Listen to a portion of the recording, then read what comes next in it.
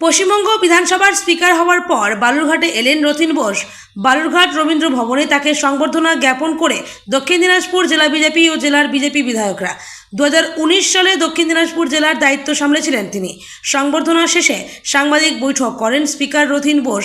তিনি বলেন, গতকাল বিধানসভায় তৃণমূলের বিধায়করা ঘর না পাওয়ার কারণে বিক্ষোভ দেখিয়েছে, কিন্তু আমি আগেই তাদের চিঠি দিয়েছিলাম। ঘরের যেহেতু অবস্থা খারাপ রয়েছে, ঘরের ঠিকঠাক করে তাদের হাতে তুলে দেওয়া হবে।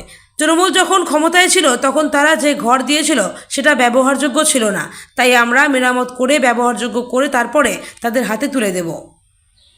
সাধারণ সম্পাদকগণ এবং জেলার আমন্ত্রিত স্থায়ী আমন্ত্রিত সহ সম্মানিত সকলকে বন্ধুগণ, আজকে শুধু রথীন্দার সম্বর্ধনার শুধু কার্যক্রম নয়, আজকে আমরা জেলায় আছে সেজন্য আমরা জানাতে চাই যে বিচার হোক এবং বিচার ব্যবস্থা এবং অপরাধীদের বিচার করুক।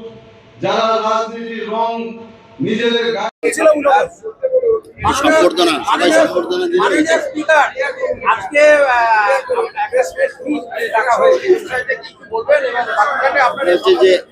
আপনারা দেখেছেন যে সংবাদ মাধ্যমের মাধ্যমে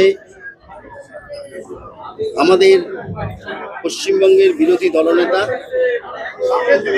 এবং শীর্ষস্থানীয় কয়েকজন নেতা এবং বিধায়ক তারা বিধানসভাতে গিয়ে বিক্ষোভ প্রদর্শন করেছে। এ ব্যাপারে আমার দুটো কথা আছে।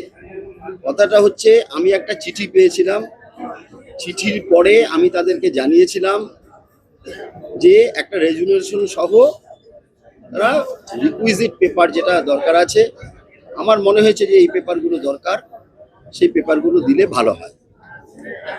তারা দুদিন আগে ওটা জমা দিয়েছেন আমার সচিবালয়ে। আমি সেই পেপার পেয়েছি, চিঠি পেয়েছি।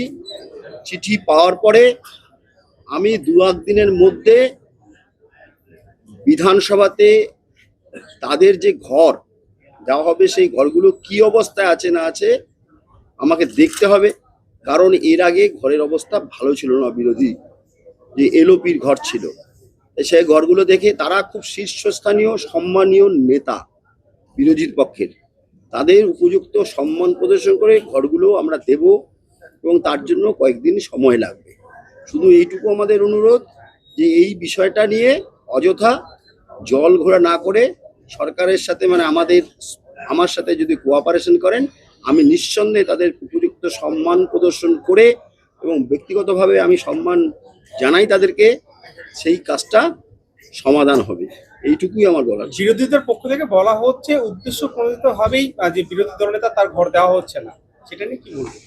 আমি তো বলেই দিলাম, আর নতুন করে বলার কি আছে, সমস্ত কিছু বলে দিলাম। আরেকটা বিষয়, চিঠি পেয়েছি, চিঠির এগেইনস্টে চিঠি দিয়েছি যে এটা দিতে হবে। মনে হচ্ছে সেটা যদি ইললিগাল থাকে তারা বলবে, তারা তো বলে না যে ওটা ইললিগাল।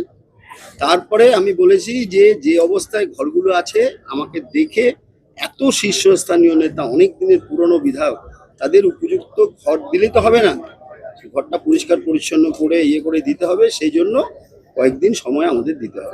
ওনাদের তাহলে আন্দোলনের কারণটা কি? ওনারা প্রথমে ভেবেছিলেন চিঠি দিয়েছে, আমি যে চিঠি দিয়েছি সেটা ওনারা খেয়াল করেননি কি জানি না, এটুকু বলার ছিল। একটা সময় যেটা দেখা যেত যে উত্তরবঙ্গকে মানে বঞ্চিত এলাকা হিসেবে বলা, স্পিকারের প্রতিনিধিত্ব করছেন, পাশাপাশি এই সরকার নতুন সরকারের কাছে মানে আশা করছেন স্পিকার হিসাবে উত্তরবঙ্গের উন্নয়ন। এতদিন পর্যন্ত ভারতীয় জনতা পার্টির সরকার ছিল না, নতুন সরকার এসছে। এতদিন পর্যন্ত মাননীয় প্রধানমন্ত্রী নরেন্দ্র মোদী কোনো সিদ্ধান্ত নিতে পারতো না, এখন সিদ্ধান্ত নেবে। আমরা আমাদের সংকল্প পত্রে যা বলেছি সব হবে, শুধু উত্তরবঙ্গে না সারা পশ্চিমবঙ্গে হবে।